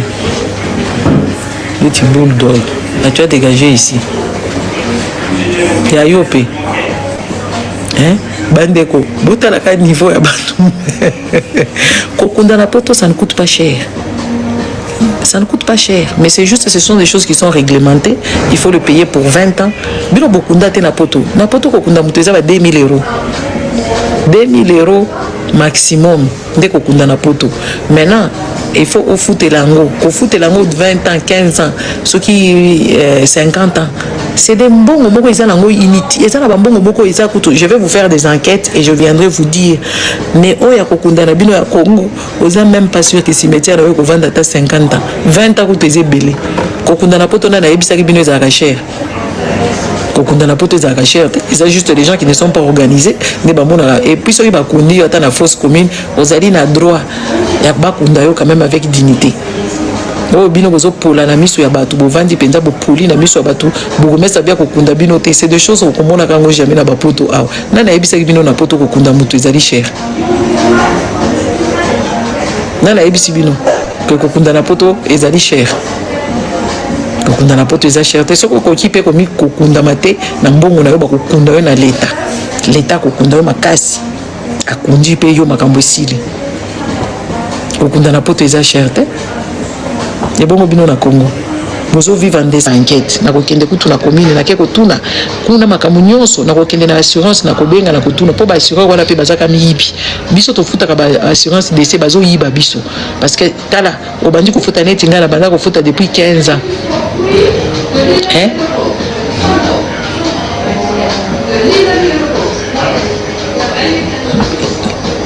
Na bandi ko futa assurance nanga depuis 15 ans na futa assurance décès so na calculer mbongo na pesa na assurance na jour na kokufa et vous allez moquette et vous allez belé ce sont des escrocs aussi et ça nango muteye ke ko ma 5000 € te ko kunda na poto aweza ça dépend ya ba tralala na bino bosala ka en fait ce qui fait monter les enchères ezali ba biloko boko vanda ba sali wana boko kende et tout ça so ba ke ko kunda dans toute simplicité ce n'est pas cher enterrer quelqu'un en Europe.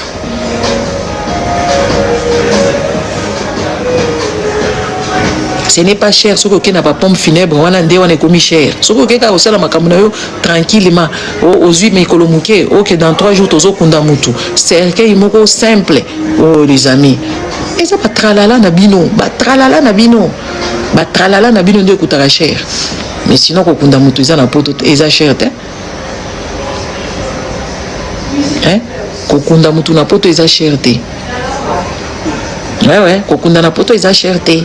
Soko zui ba tralala na bino bolinga ka cercueil moko boye ya kilo ona ba pompe funèbre wana soki ya ndenge nini. Dès ça va coûter cher.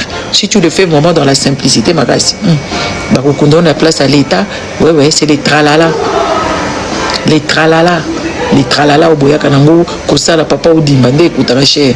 Neti ngazo na lobi bakunda ngai na cercueil moko banal ezanga tina na lingi nanga ba cérémonie wana kilikilité na lingi ko rumela te na kati ya ba morgue na bango soki ba frigo na bango ya ba pompe funèbre na kokomba na ekokoma mbongo wana combien. C'est juste des tralala, mais na Congo vous n'avez même pas le choix. Na Congo vous n'avez même pas le choix, c'est cher parce que vous en faites de trop. Vous en faites de trop. Oh ba yana ba katafari, ba yana ba uniforme, tala ba tuno. Na bité ba kabongo uta côté nini. Boke de koluka ba corbillard moko boeti bozozo na ba calèche. Muto azaki en vie atikala komata na calèche te. Jour a konfi boke ko zolé calèche mata po ya yoka nini. Eza buzo bati. Hein?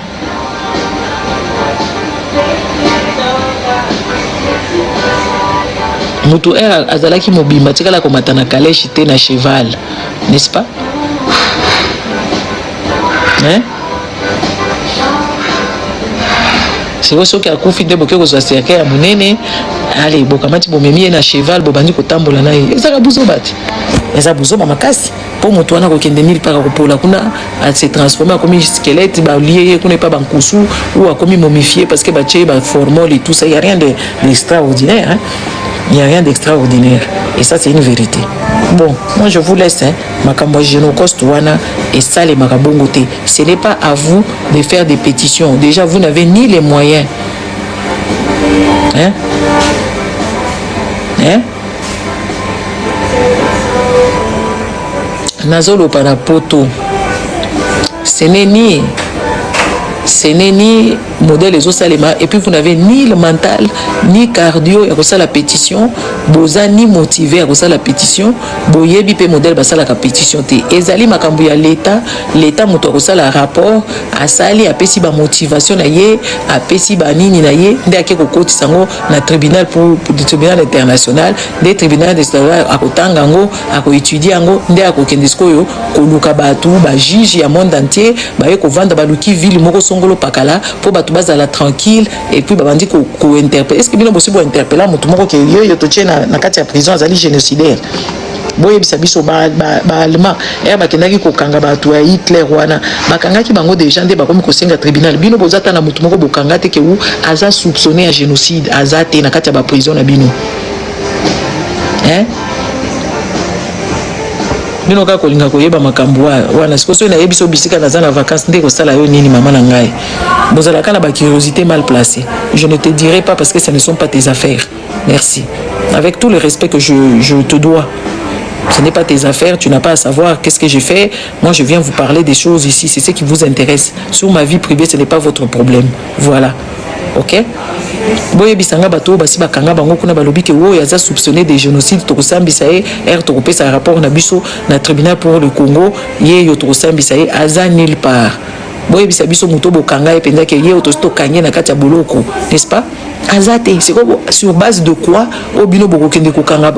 Pourquoi na Rwanda bakanga ki batu ba citoyen o bazaki ba survivant ba yebi voisin na biso boya ayaka na munduki kingani ye wana ayaki na munduki songolo pakala ye wana basi bakangi déjà na titre préventif à titre personnel préventif papa Timo bakanga déjà batu balobi OK batu oyo baza ba voisin soupçonné bazaki na ba machette to kuti bango boye to sali bango boye to bango bazaki ko sala ba alerte na ba radio soki ya ba mille colline bango oyo ba présentateur ya ba mi émission bango oyo siko bino bozo kende ko ba makambo génocide boye bisabiso batu oyo mama Diama bonjour batu nini oboso bokangi bango en tant que des soupçonnés en tant que des présumés innocents to ba suspect bango oyo to kangaki bango bazate si des places nga makambo zo pesa nga mutu pasi des places au makambo zo pesa nga mutu pasi ba présumé kutu bazate ba présumé suspect bazate papa odimba baza wapi obino bokanga bango déjà na boloko que oui jour to kozwa tribunal na biso yango bato to ko présenter bino bala ki sabino bato basala ki na bango makambo wana bango wana so ibakima so baza côté nini ba dénoncer pe bato na bango oyo bazala ki en collaboration na bango bazate siko yebisa nga ya ta bo signer pétition ngo bato ngo baza côté nini Hein?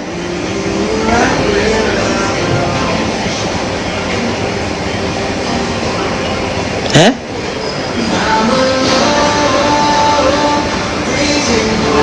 Hein? Wapi bango? Ba présumé wana ba présumé suspect ya makambo wana baza ba présumé baza ba suspect o bokangi bango na kati ya boloko et tout ça bolobi que oui bango oyo jour to kofungola tribunal na biso so bo signer pétition na bino batongo bango oyo ah papa odimba oui yo na komatisa yo hein wapi bango bazate c'est quoi beaucoup ça la pétition ngo bokanga banane papa odimba oui yo na komatisa yo papa loba na yo papa na ngai. Merci maman Gigi place na zape écouter à moi océan bana wa réseau za mon boulot na été so kitoko. Merci beaucoup. Il fallait même pas que j'intervienne le sujet où il est tellement important qu'il faut intervenir. Vous avez l'idée du Génocoste, maman Gigi. Génocoste, ils ont idée à jeune à diaspora, surtout où à Londres, ma créateur n'a pas autant à Londres. Bazoa qui idée à que vu que le gouvernement ne fait rien sur les génocides au Congo, la société civile mette la pression pour que même la communauté internationale s'intéresse sur le mort congolais. Mais ma béo ils ont ça les manamini tezanine. Bateau bazana bokonzi. Oh bazana possibilité à ça la makambo. Donc moi c'est que je peux dire que bateau bazo kamba biso ba yeli rôle na bangote. Ils veulent être au pouvoir,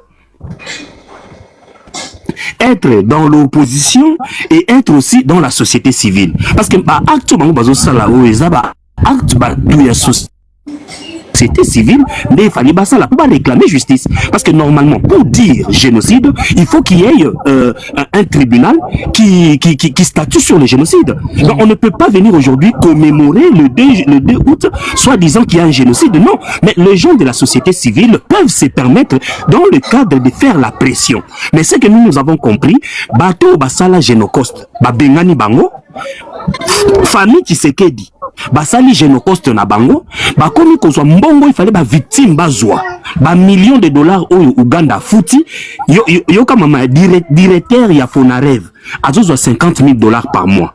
Tant que une victime à Goma, à Bukavu, à Kisangani, la victime n'a absolument rien. Mais un directeur, il y a soi-disant association de la victime, azozwa $50,000 par mois. Est-ce que vous ne trouvez pas ça que c'est une sorcellerie?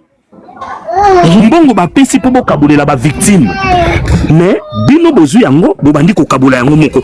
Donc pour dire que l'idée du génocoste a été détournée pour des fins de détournement d'argent à un groupe d'individus. L'idée même du génocoste n'a pas dit côté wana, moi je vais quand même rectifier un truc parce que génocoste n'a ne ça limité. Na ne ça limité parce que mbongo oya fenara fezali mbongo ya ba victime ya Kisangani basala ki guerre à 6 jours Uganda na Rwanda basala ki guerre na ya 6 jours na Kisangani batu bakufa nde siko gouvernement antérieur wana o ici les cas wana ya Kabila bakenda ki ko porter plainte sur le nini bakata makambo wana bakati neti Rwanda asinya kana ye babisinya signaté pour na makambo ba punition oyo lui a tient en place. Uganda a komaki interpellé na makambo wana basambisa ye. On avait dit à Uganda que Uganda devait payer combien? L'Ouganda devait payer 10 milliards, ce qui 11 milliards. Quand Chilombo est arrivé au pouvoir, il a dit makambo wana bachango nanu na coin. Et curieusement, des 11 milliards ou 10 milliards, je ne me rappelle plus, et kokoma soki 230 millions au Uganda futaka, ndeke na fenarof na bango wana, bakomi kokabola mbongo wana, sans que batu o ba victime ya Kisangani bazwa mbongo na bango. Pour le fin ya génocide, génocoste ya Congo, et ça les mina noté, je ne pense même pas qu'ils ont de l'argent pour ça. C'est juste des gens, oyo bazali bato ba feti, balingi bas commémorer makambo ezanga mutuna makolo, parce que les Congolais ne sont pas, comment je dirais ça, les Congolais ne sont pas avisés et ils ne savent pas à quel moment génocide des Alaka des génocides. Génocide parce que biso to yebi que oui na Congo autant de millions de Congolais bakufaki. Maintenant nous basambisi te makambu wana po bakende koloba génocide eza proclamé. Génocide on a comme modèle expliquer makambu wana c'est les jeunes diaspora et à Londres mutu bayaki na makambu wana procédure na no salamité merci. Il y a bayaki na makambu wana lelo bango ba se propager yango pour dribbler pour ba bakosa ba peuple basala na bango ba sortir na bango parce qu'ils adorent sortir pour qu'on puisse le voir qu'ils sont à côté de peuple mais génocide wana ata avant ba juger bato il faut pas kanga quand même quelques personnes oyo ba yebi ke oui ba oyo bazaboui rapport mapping oyo bayaki nango eza ko répertorier ba carte na ba pisika nyoso ba massacre salemi batikala ko gouvernement congolais etikala ko lobela yango te même docteur Mukwege ayaka nango je ne sais pas si tu vas te rappeler na makambu oyo ya nani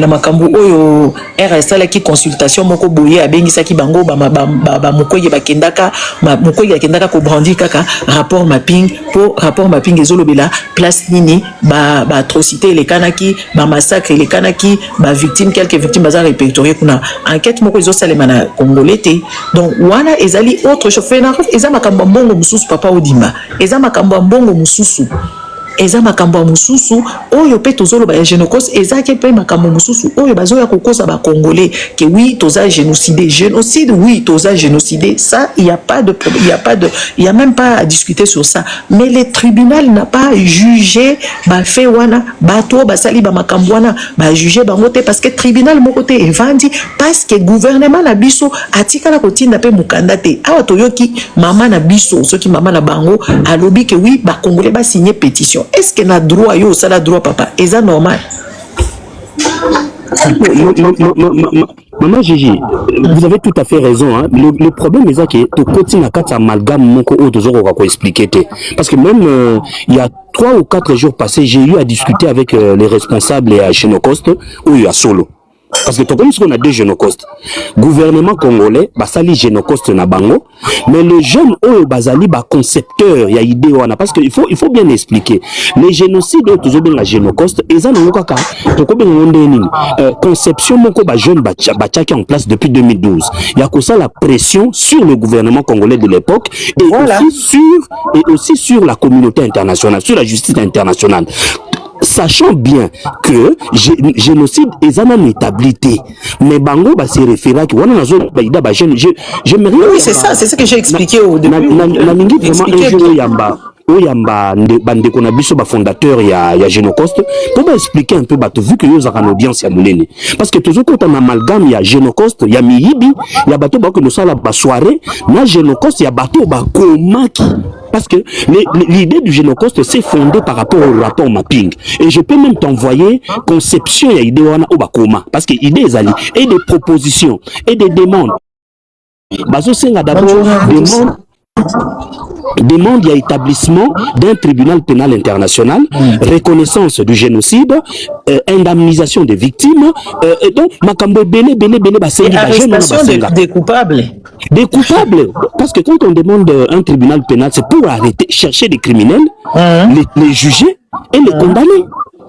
Oui, mais non, le gouvernement m'a bien sali les années qui a récupéré l'idée où ils allaient qui a malamu aux 5 congolais nyonso alingi a politiser tout assis à politiser yango et les autres ont profité pour s'en enrichir parce que l'idée du fonare vezani quand nous auto expliquer makambo ele kana kisangani mais yebisanga victime na kisangana ça vu quelque chose papa ba victime ya kisangani ba se préparer ka batambola kisangani tiba ko makinshasa makolo eza kaka makambu oyo nanga kotaki kuna nde yaki kokanga bango wana n'est-ce pas nde yaki kokapo bazaki ko décider penza que oui les victimes parce que ça fait quand même plusieurs années oyo makambu ikeboye bango moko bazozwa bambongo na bango te bandeko soki papa nazongi sika maloba maman moi témoignage ka ya lobby il y a une de mes camarades abenga lobby papa Odimba moni makambo ya ba Génocoste comment ça n'a passé parce qu'on ne sait plus à quel sens c'est voué.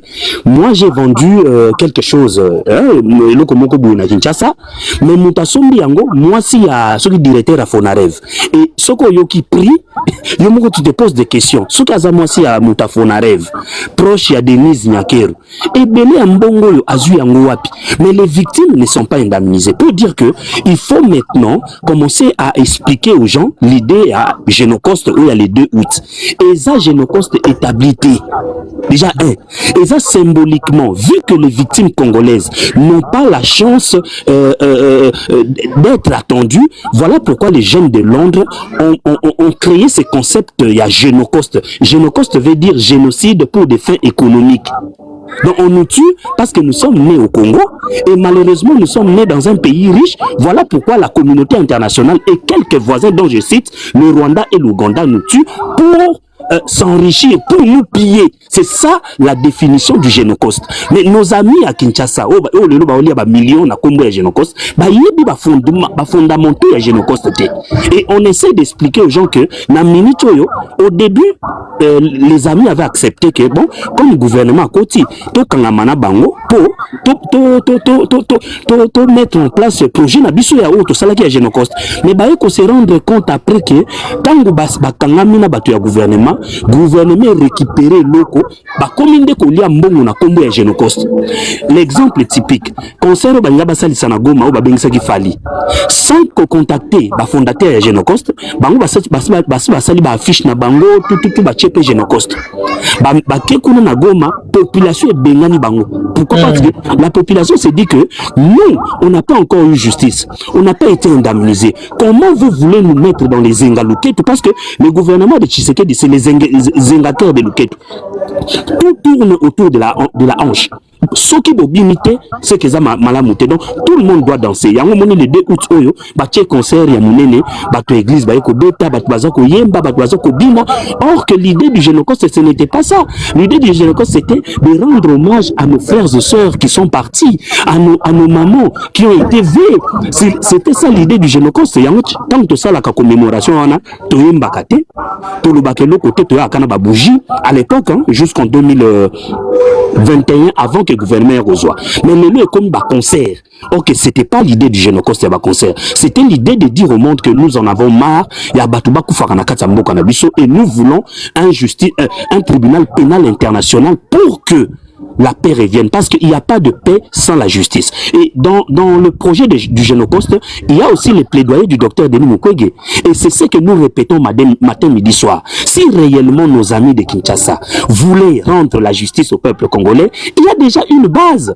Le docteur Denis Mukwege, par ses plaidoyers, a déjà posé des bases avec le rapport mapping. Mais comme nous savons très bien, Moussa Nyamousi est près de Fachi Beton, Jean-Pierre Bemba que j'ai vu aller commémorer les génocides, mais c'est aberrant.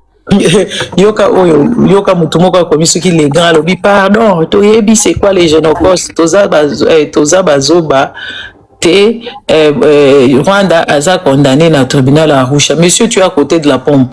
Rwanda a condamné Rwanda a qui gagne des causes dans le tribunal à Arusha parce que Rwanda qui n'a makamna sur le plan international. C'est pour ça qu'on vous dit que vous avez maillé l'été. Vous savez comment makamabouzo ba tribunal à Arusha ezaki ko juger génocide et les kana qui na Rwanda entre bango na bango kuna ezali makamute que Rwanda ba condamné qui pour na Congo. Et ça siko mutu wa bongo azana mwasi azana bana azoya kokoma pe makambo ezanga tina awa monsieur awa kutu bazoba balekaka te zela na bloqué yo comme ça kotika la zoba kaka ndenge uzawana ko biso tozoloba makambo ya soyo zoyebisa pardon to yebi c'est quoi les génocides toza bazoba bino boyebi te Rwanda eza condamné nana yebisa ki bongo. C'est comme ça bino bovanda ka vina bino mobima na kati ya ignorance. Na kati ya ignorance akosakana te oyo mukolo soko tali aza plus de 18 ans mais à comprendre le côté azo koloba pe babuzo ba awa azo kanisa zoloba bien. Attends, je vais te bloquer. Comme ça tu vas aller jouer ailleurs. Mozama yeleta ata mayele mukete azana ngote et puis kende ko revoir histoire na yo po ya koloba makambo zoloba awa. Nana yebisu ke Rwanda za condamné na makambo ya Congo. Qui t'a dit ça? Est-ce que nani yebisu ke Arusha wala basale la kango ba congolais? C'est ça le problème avec vous.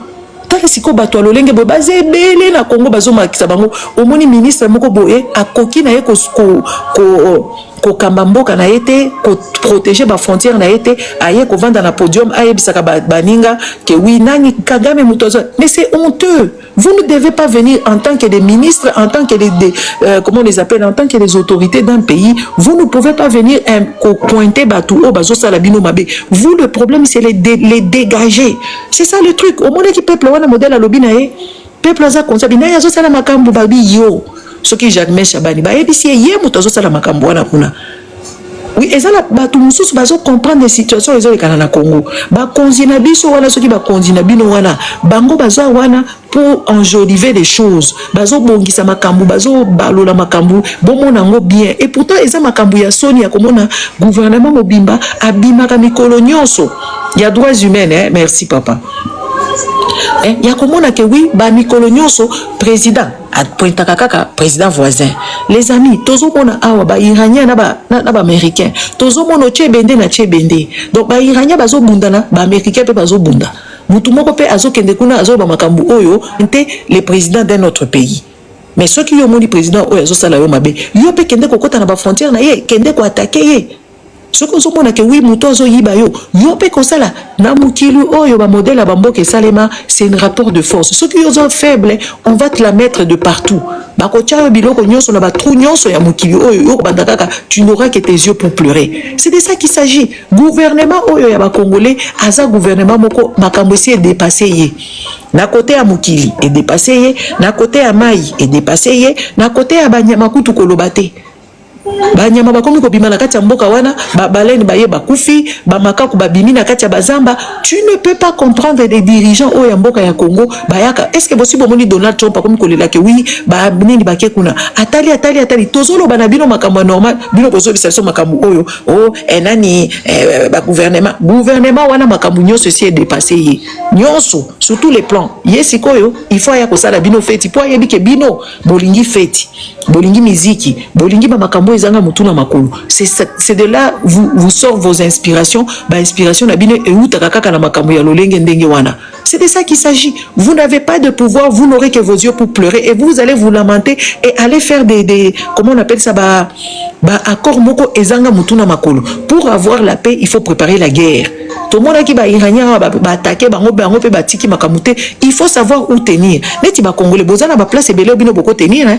Bolobi ka minéré na biso ko bima lisusu te. Mindele ba kozonga moins normal. Mais vous êtes tellement en tant que des faibles, vous allez na babitumba en tant que les faibles, vous allez brader les amis. Ba maître chanteur, ba pesa bango elo côté. Maître chanteur yebisa yesala oyo ko sala, biso pe to sali modèle to sala. Donc bino po besoin na paix na bino na kati ya mukili na bino, il faut aller donner ce qui vous appartient. Mais depuis bokena ko pesa makaro ya Washington wana, qu'est-ce que vous avez eu comme solution? Il y a pas de solution. Il n'y a pas de solution. Batouana bozo kende kolobo bazo salabo. Bango bazo kende kolukaka comment s'en sortir, comment ba bimalakati ya makambwana ba yati bisika bazo linga kokende. Guerre ici le côté nini. Est-ce que possible moni guerre? C'est vrai, dialogue et cause à la paix. Attention kobima. Mais na lolenge boete eza dialogue ya ba congolais na ba congolais o baza lésé. Dialogue ba congolais ko salema na ba congolais. Bozo kende kozula biso fa Condé o ba bengani na mboka na ye akomi exilé. Bozo kende kozula biso batu oyo kutu ba bengana bango na bamboka na bango neti ba Obasanjo na kati ya crise oyo lekana na Congo. Obasanjo azali na kati ya makambo oyo Obasanjo kutu na mboka na ye moko Nigeria wana ba supportera ete maintenant de ba wala ba ko sala bino dialogue bato ba yiba bambongo na côté na bango. Donc batu moko bazata crédible ete makambo ba congolais eza makambo oyo ya Congolo ba congolais faut ba vanda batala bato amayele ba che bango wana ba penseur ba philosophe banani batala makambo Congo oyo bazali na ndenge ya kolinga Congo neutral o bazali neutre na kati ya makambo Congo bino bozo kende ko lukela biso ba Alpha Condé azonga na mboka na ye kuna azonga kana mboka na ete Alpha Condé ba bengani ya kimi exil sikoyo de bino ko luka bango ke oui boya ko kanda na bango to sala dialogue les amis ata dialogue ngo depuis combien de fois to sala ba dialogue est-ce que pesa biso makambo biso tozo luka est-ce que tikeli biso ya ko vanda penda ke oui mboka o ezomi ko kende na kati ya ba miloko ba nani akaida bonjour mboka o ezo kende ba migrant na kati ya mboka na bango ba congolais neti bozo mona ba camion zo uta na Kasai ezo kende na Katanga bazo kende ko luka nini bazo kende ko kima nzala na Kasai bazo kima nani mboka comment baza la sécurité te alimentaire baza la sécurité ya mboka la bango te baza batu bazo kima nzala nde makambo wana il faut batu baloba makambo ya Congo eza makambo ya mauvaise gestion ya Congo ba millions ezo kima ezo kende na kati ya base ya bambeto batu etondi na bambongo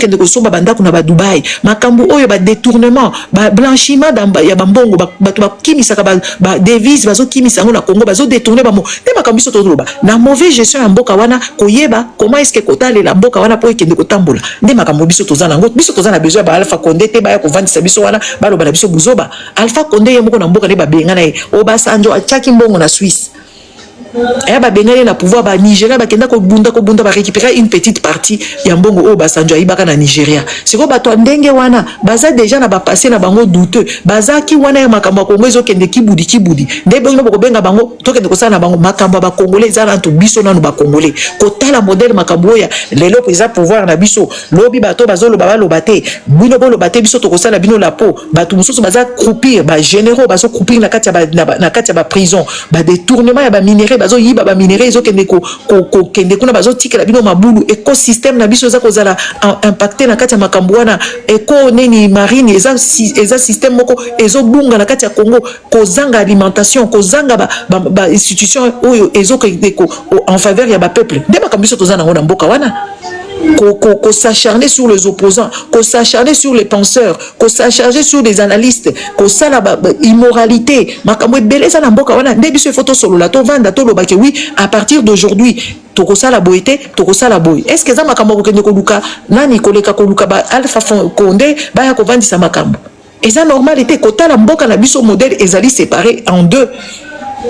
Kota la modèle ba congolais ou ba koti so disant révolution so qui rébellion biso to yebi na biso te kota la modèle so qui Congo ba tu oyo ba so qui bazala qui na pouvoir en place so qui ba longue na pouvoir ba baluki kazaka na bango ba ke ko yiba lisusu donc bango bazo sala kaka tourniquer na kati ya makambo wana lelo bazala ki ba kabiliste lelo lobi ba ko ba tshisekediste bazala ki ba mobitiste biloko wana nde biso il faut to cha penza ba règle ya mboka wana ke oui ba tu oyo ba kendaki ko yiba ba mbongo ya ba gouvernement ya nani ya ba parlement soki bakomi kuna bapesi bango te bakoti rébellion soki bakomi kuna bake bakoti soki opposition babiloko wana c'est des choses que nous on doit les réveiller le peuple commencer à faire vraiment des dialogues ya ndenge ya solo eza babiloko oyo ya boete eza babiloko oyo ya kokende komemela biso ba Alpha Condé ya kokende komemela biso ba Obasanjo.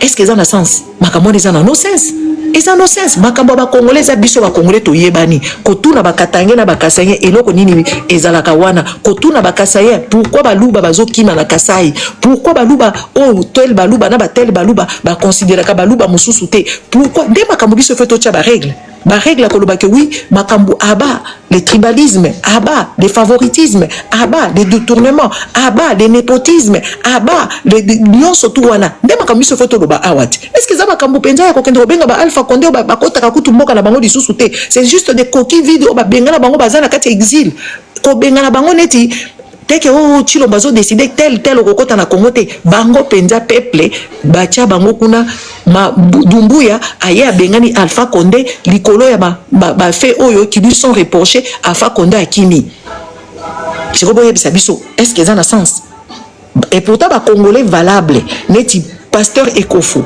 neti babiso neti ba papa Odimba ba nani ba Mukwege ba to ebele baza wana baza valable o balingaka droiture ya Congo esalema o balingaka penza droiture botuna eloko nini ezo chagriner bino eloko nini bino bolingi bosala eloko nini bino bomoni na bamboka o etambolaka politiquement etambolaka malamu eloko wana biso tozana ngo yango wana ti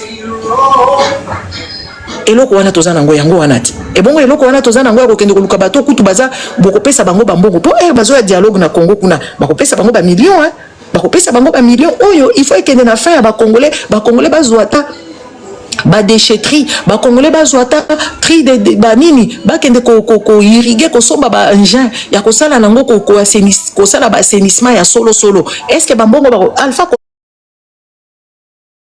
cerveau na biso il faut ça la pona mboka na biso pototike la bana na biso mboka oyo eza na kimia mboka oyo ekokende kotambola malamu na ba futur proche ya koyeba ke oui ba problème na biso ba Congolais ezali buzoba kototika nanu buzoba ba problème na biso ya ba Congolais ezali discrimination même dans les ordres religieuses ya komona ya ba religion ya komona papa moko boye akomi kozwa ba pasteur nde bakomi ba allié na ye est-ce que peuple nyonso aza d'accord na makambo ba pasteur est-ce que mboka wana balobi te keza pays laïque te bah dis donc so to vanja to bandi ko expliquer bino makambo so to papa Odimba na peso maloba ponga na kende nanga ko sa makambo.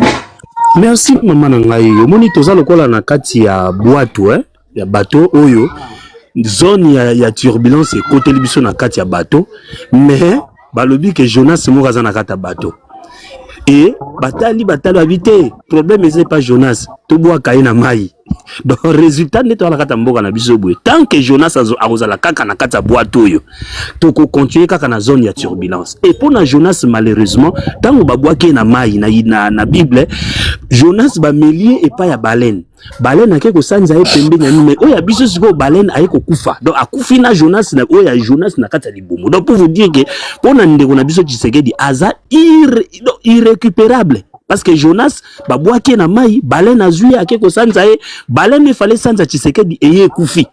Et kufi na mwanda. Donc pour vous dire que nous avons un sérieux problème. Le problème s'appelle la mauvaise foi de M. Tshisekedi et sa bande d'amis. Parce que ceux qui bazalaki batu ya mitema malamu na 32 ans soi-disant d'opposition, bayebaka que Rwanda nous a agressé depuis plusieurs années. Mais ils sont arrivés au pouvoir. La première des choses, Rwanda était devenu le meilleur allié, le meilleur coopérant.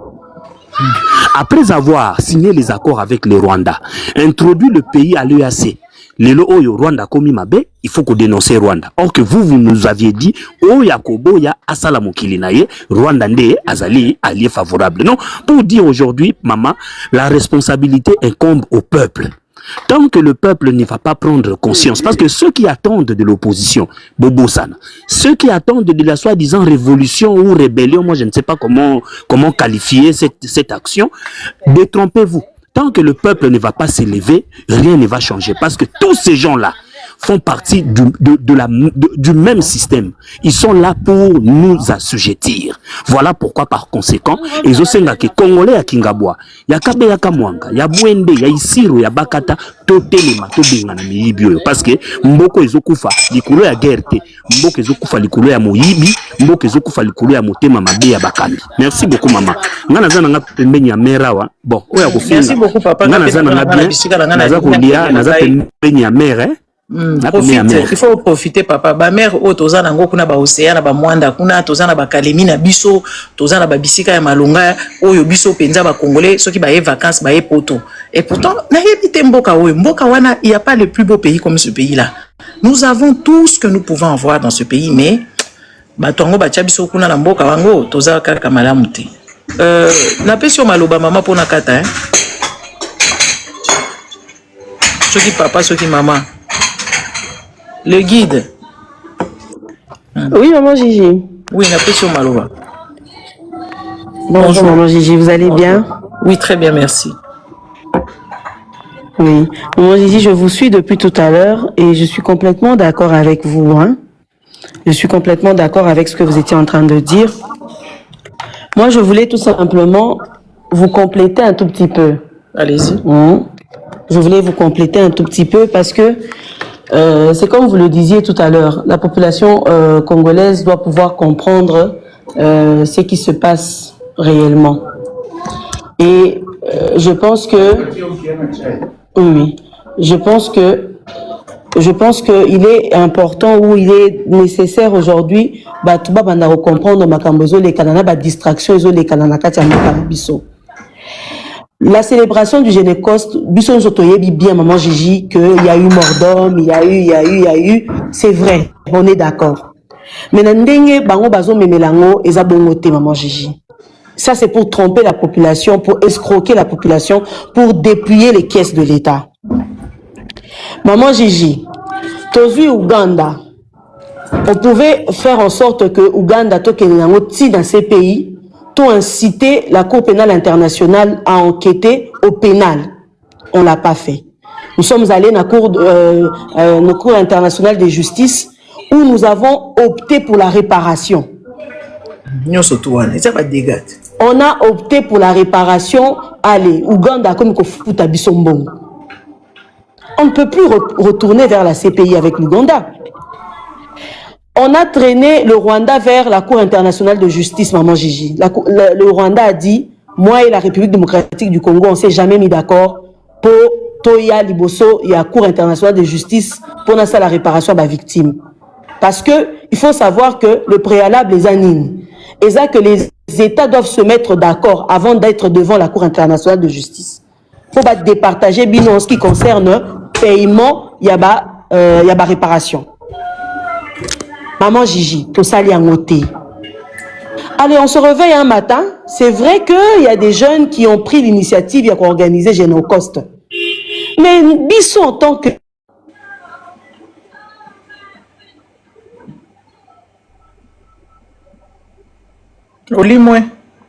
État, c'est pas comme ça que les choses doivent se passer, de pleurer à gauche, à droite, ou faire le théâtral qui se passe. Moi, j'appelle ça le théâtral. J'appelle ça vraiment scène théâtrale et tout ça. Mais il y a une procédure que l'État a droit à Kosala pour qu'il y ait réellement réparation.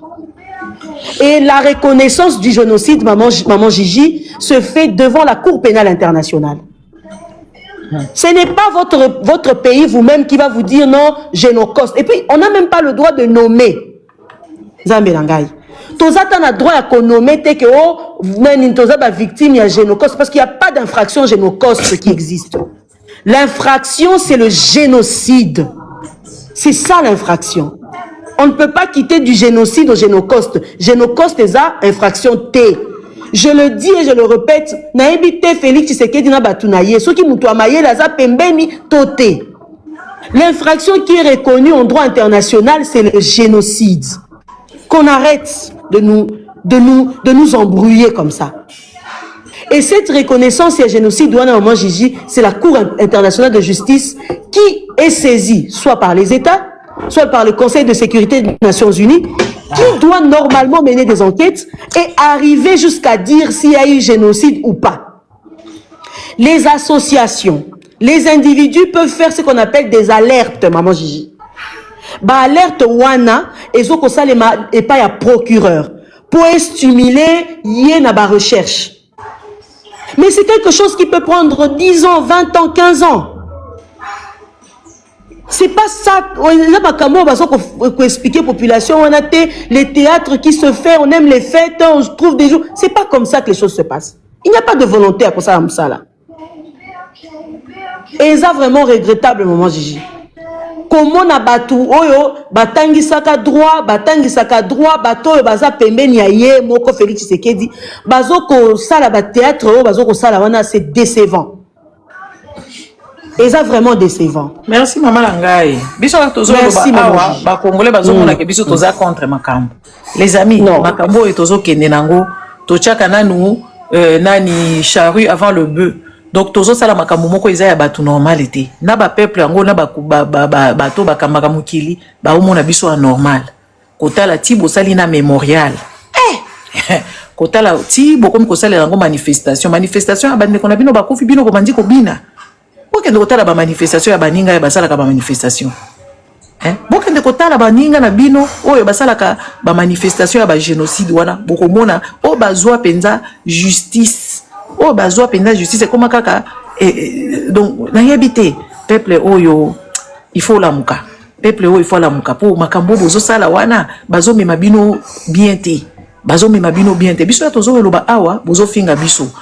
Jour mususu bokondimaka omoni mboka wana kaka modèle bazo mema bino ndemo bazo bebisa bino mitu parce que génocide nini wana bosala ka ba fête ya wae bosali ba bobengisi ba tout président na bino bandi ko ba bino prêche ba église soki ya ba bible et tout mama na bango yeko senga bino nde bosala pétition bato ba kosala pétition eza bato ya zo finga eza bato ya zo kanela na ndenga bosolo na ndenge penza bosolo bato bazolo basala pétition eza bato o bango bakanela parce que na yebite muto ko sala pétition ya malonga na kati ya pouvoir wana avandi bato basali pétition eza bato baliaka tous les jours eza bato oyo bazali na connaissance parce que la majorité des Congolais ils n'ont pas cette connaissance là et ils bazala connaissance des Congolais oyebi pourquoi ba Congolais balingaka ba yebi ko linga mboka wana te parce que la majorité bakanisa kasoka kola na kisasa nde mboka bao bakanisa soki akoli côté nini soki botamboli na kati ya mboka wana bokomona bikolo na bikolo ba coutume na ba coutume ba danse na ba danse mutu na mutu toza 450 tribus na kati ya mboka wana donc ba koko na biso bazaka moins 450 na ba 450 za koyeba tout ba groupement so ba village soki makamunini o ba kenda ko sangana. Donc ceux qui les jours qu'on aura le respect et qu'on aura on se serait mis sur la place des autres gens oyo ba kufa ba victime de bokomona pas ceux qui patika alors tozolo ba yozo kate proposition bino bozala ka ndenge nini proposition na biso tozo pesa bino l'état na bino wana ya Congo akende ko se comporter comme une nation libre et connaisseur des procédures. Il y a ça la procédure oyo bakosenga tribunal pour le Congo. Mais makambiso tozolo bat. oyo biso tozoloba awa soki nga na lobi ke oui rouge eza kitoko te toza entre rouge na noir yo kopona nini okopona noir siko bino bolingaka to banda ko expliquer bino détail par détail to kovanda awa live ya 8 heures du temps kaka bino bokoya kofinga awa bozalaka na mwa mayele mwa éveillé eza te ke makambo nyonso bakoyebisa bino il faut bakota kaka na mozindo soki tolobi ke muyibi eza mabe ça veut dire il faut kotika muyibi soki tolobi ke makambo bazosala génocide il faut balanda procédure nga na pesi bino bokende nanu kotala ba documentaire par exemple na tribunal pour le Rwanda ya Arusha bokende kotala tribunal ya Nuremberg o bakenda kosambisa premier tribunal ya kosambisa bato basala génocide na nani comment on appelle ça o basalaka ba makamuna ya ba juif kuna na kati ya Allemagne premier tribunal basala ezali na tribunal ya Nuremberg eza na ba film ya lelo